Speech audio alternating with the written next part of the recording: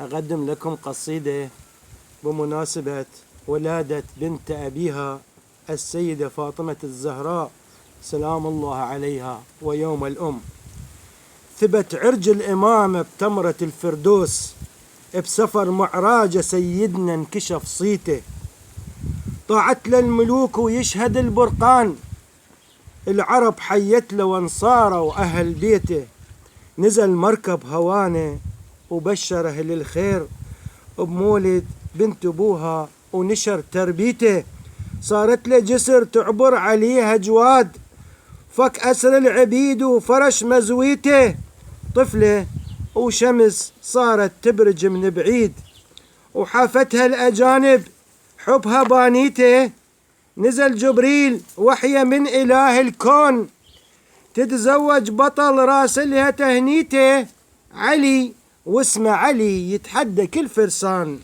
بمهر خاتم رسول الله وثبت عيده، كريمة معدلة وتساعد التعبان، كريمة معدلة وتساعد التعبان، هدت ثوب العرس وانهت بحنيته، محراب العدالة أم الحسن وحسين،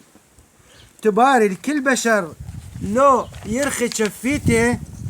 ثمر من جنة الباري انهدت للناس، الما يعرف قدرها انهزم تاليته، عيون الصلفة حادتها بدلايل ثار، حرقت بابها وكسرت ترشيته، عثر بيها الوقت من شال ابوها بليل، كتلها فراق ابوها اندفنت بخيته، كتلها فراق ابوها اندفنت بخيته. ألف مبروك للشيعة وسرها، الزهرة زهرة الدنيا، خيب بالك لا تخل بيها وسرها يجي لك يوم تحضر لك وفيه، ميلاد البتول اليوم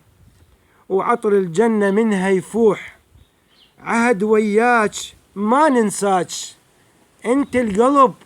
وانت الروح، لاخر نفس نتفداك، شيعة علي كلها تنوح. هي مبارك والله مبارك، هي مبارك والله مبارك يوم الأم ونفرح به، مبارك والله مبارك يوم الأم ونفرح به. والسلام عليكم، داعيكم جاسم ثعلبي الحساد.